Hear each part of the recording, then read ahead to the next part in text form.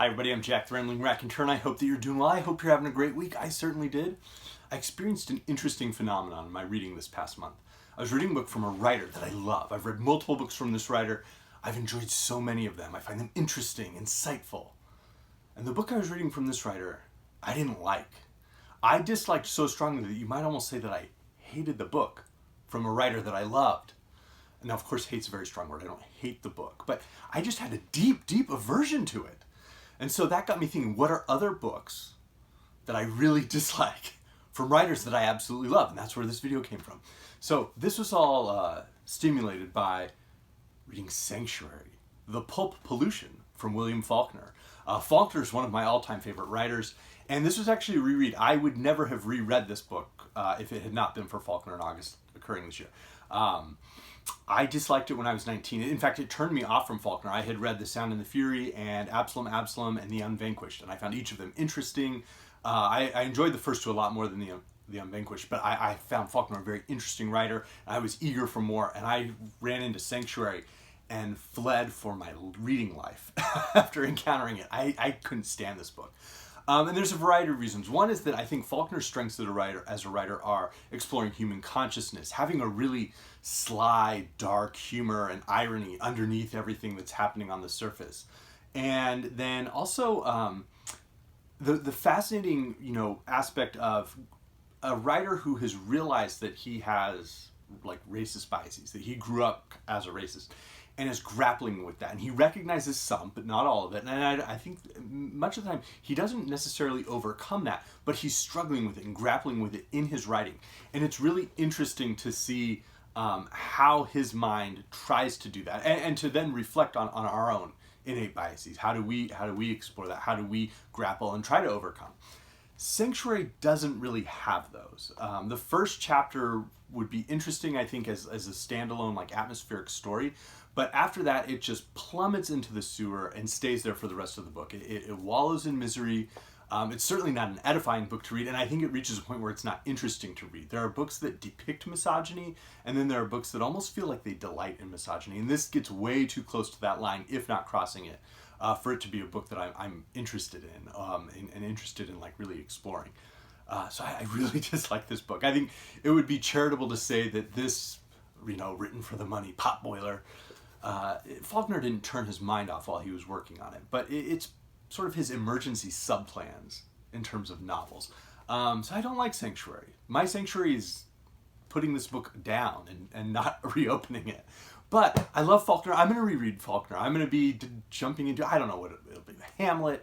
It might be one of the stories from the Great Story Cycle that just go down Moses. It might even just be the old man section from the Wild Palms, because I cannot forget the Jerusalem. But another writer who I dearly, dearly love and enjoy is Gabriel García Marquez. And this is not the book that I dislike from Gabriel García Marquez. That would be Love in the Time of Cholera. I couldn't stand that book either. That was my first Gabriel García Marquez novel too. And the only reason I ever read any more from Marquez is because my wife absolutely loves 100 Years of Solitude. And I thought, okay, I need to try this guy out again. And so I've discovered that I do enjoy so many of his books. I don't know what the next one I'll read is. Maybe it'll be The General and His Labyrinth. We might read that sort of together. And we enjoy those discussions. But I really enjoy Gabriel García Marquez. Love in the Time of Cholera is a disaster in my reading. In terms of long-lasting love, like the perpetual vow and the power of love over time, I'll be perfectly honest. I think that The Notebook from Nicholas Sparks might hit that theme more effectively than Love in the Time of Cholera does. And I read it when I was, younger, and didn't want to have anything to do with that writer after that. Thankfully, my wife is such a great reader and convinced me to give him a second shot. Another writer who I absolutely love, and it pains me to say that I despise this one book from her, is A.S. Byatt. This is her book, Angels and Insects, which is an anthology of a couple of novellas. And A.S. Byatt is one of my favorite writers. Again, somebody who is exploring consciousness, but she's exploring consciousness from the perspective of imagination and the craft of a storyteller. She has this postmodern focus on how stories are told, how narratives are told, the ways in which stories act as a form of deception or self-deception. And Angels and Insects really highlights that. This is a book I love. Specifically the first novella in it, which is called Morpho Eugenia. Great story. And Possession is one of my all-time favorite books that I've ever read. Byatt's stories are amazing. But her second novel, The Game, and that might actually be her first novel, but second published book, is not a book I enjoy, and it's not a book I would recommend to anyone. Now, unlike Sanctuary, it actually has an interesting idea. This interesting idea around exploring the idea of, are humans, specifically humans who believe in a creator, are they capable of being creative beings, or are they more specifically imaginative beings? And this idea around creation versus imagination, I think, is absolutely fascinating. I would love I love exploring that idea in Byatt's other works, in her essays, critical essays, in her other novels and stories.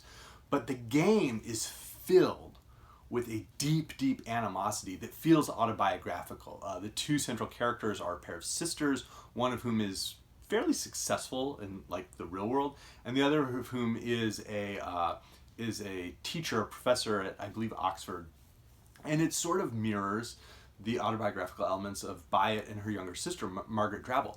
And the ways in which those two characters have their conflicts, the ways in which the character is sort of a stand-in for Byatt, what we see happening to her across the story is really, really unpleasant. It combines aspects of Sorrows of Young Werther from Goethe with The Black Prince from Iris Murdoch. It feels like well, I shouldn't say it combines them, but it has similar feelings to The Black Prince from Iris Murdoch. And it just, I don't feel like it works. It just feels like a very angry book. And that gets in the way of the ideas that Byatt is so eloquently exploring in her other books. So The Game is a book that I really can't stand from a writer who I dearly love. My next Byatt will probably be The Biographer's Tale. Let's move into some genre now. Let's talk about Dan Simmons. The Hyperion Cantos are some of my favorite books. His more recent books, The Terror and Druid, fantastic, absolutely fantastic horror. But then there's Ilium. I couldn't stand this book. It was painful. And this of course is not an example of an early book that just feels, undeveloped and sophomoric from a writer, the way that I think The Game is for Byatt. It's very much a middle of the career novel. The Hyperion Cantos have been created. Simmons is a master at that. He's taken science fiction and he's filled in concepts from the Canterbury Tales and the poetry of John Keats and the High Romantics. So he's going to do the same thing with Shakespeare and Proust and all sorts of writers in Ilium, where we have a reenactment sort of the Trojan War on Mars. And it falls flat. It could be such an interesting idea.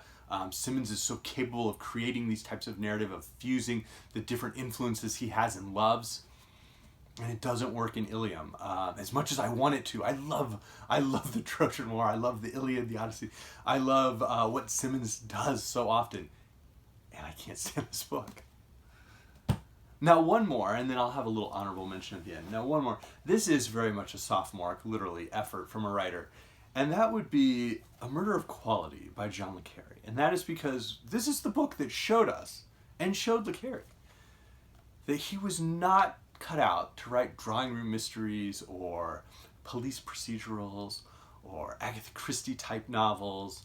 That was not his forte. In the future, we would have The Spy Who Came In From the Cold. We would have Tinker Tailor Soldier Spy. The Honorable Schoolboy, which has a lot of great action in it. Le Carré can write action. He's not necessarily an action novelist, but his spy fiction can have moments of deep, action and terror. He captures that very well. The Little Drummer Girl is filled with it.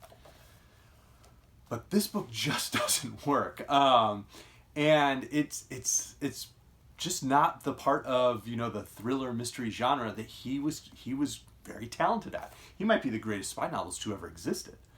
He certainly set a form and strove to perfect it, and many others toil in his shadow. But when it came to writing a murder mystery, not a good book. Absolutely not. I don't recommend it. My last honorable mention would be from Charles Dickens and The Old Curiosity Shop, which is just dreadful. It's an absolutely dreadful book. It lacks, again, as Sanctuary lacks all of, I think, Faulkner's great hallmarks, The Old Curiosity Shop lacks Dickens' hallmarks. It's not funny. There aren't interesting side characters. There's not a real sense. The pathos is so overdone that there are jokes about, when a certain character dies within the book, people bursting into tears of laughter, I think was what Oscar Wilde said. So that would be sort of an honorable mention. But these were just different books that I really, really disliked. You might say I hated them, from writers that I absolutely love. I'd be curious to know who yours are. Again, these are all writers I love. They're writers I love to spend time with. And these are the books that I try to steer away from. But again, have a great weekend, everybody.